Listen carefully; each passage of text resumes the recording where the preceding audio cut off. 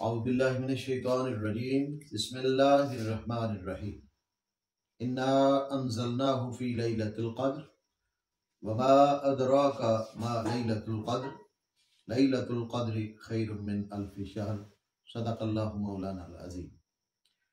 معزز و محتشم ناظرین و سامعین،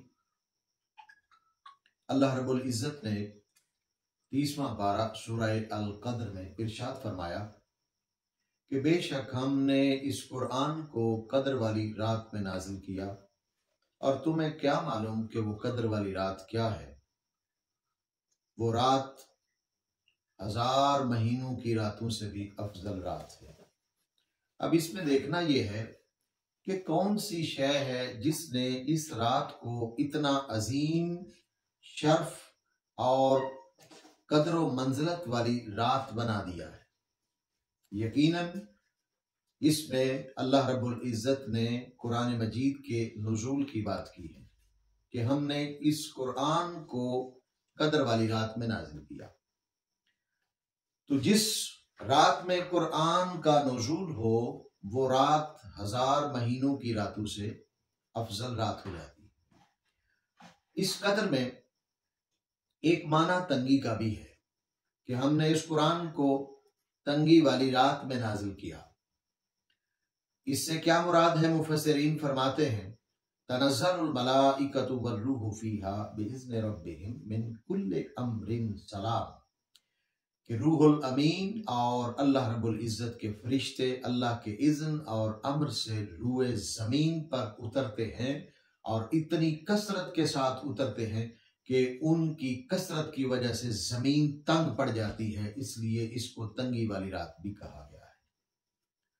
دوسری بات اس کے نزول کی، تاجدار کائنات سرکار دو عالم صلی اللہ علیہ وآلہ وسلم اپنی امت کے حوالے سے بہت حریص تھے، اور اپنی امت کے بارے میں ہمیشہ مغموم رہتے کہ میری امت کی عمریں کم ہیں، اور کم عمریں ہونے کی وجہ سے ان کے اعمال صالحہ بھی کم ہوں گے۔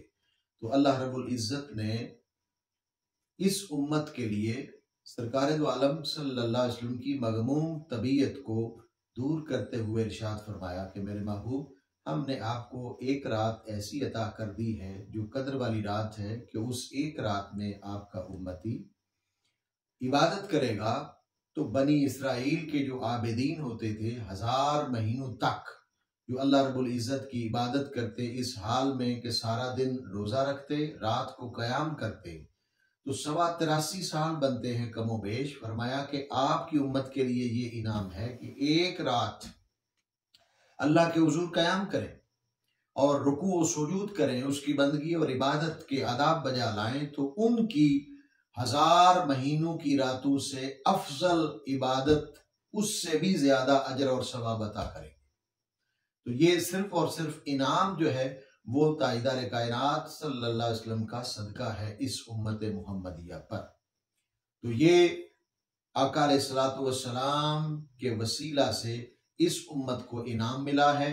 اب سرکار دو عالم صلی اللہ علیہ وسلم اس رات کی تعیین کے حوالے سے بتانے لگا ہوں، اپنی امت کو بتانے کے لیے کہ کون سی رات لیلۃ القدر ہے۔ نکلے تو دیکھا سامنے 2 افراد آپس میں لڑ رہے تھے۔ ان کی آپس میں لڑائی اور مخاصمت کی وجہ سے اللہ رب العزت نے اس کی تعیین اٹھا لی۔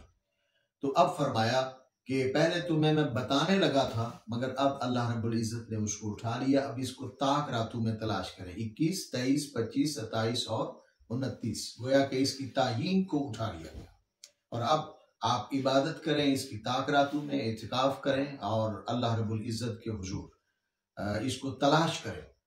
اور جب یہ گھڑی مل جائے، سیدہ ام المومنین عائشہ صدیقہ رضی اللہ تعالیٰ عنہا نے عرض کیا حضور کی بارگاہ میں کہ یہ گھڑی جب لیلۃ القدر کی نصیب ہو جائے تو اس وقت خدا سے کیا مانگے؟ آقا علیہ الصلوۃ والسلام نے فرمایا یہ مانگو اللہم انک عفو تحب العفو، کہ اے پروردگار بے شک تو معاف کرنے والا ہے، اور میں تجھ سے سوال کرتا ہوں کہ مجھ سے درگزر فرما، مجھے بھی معاف فرما۔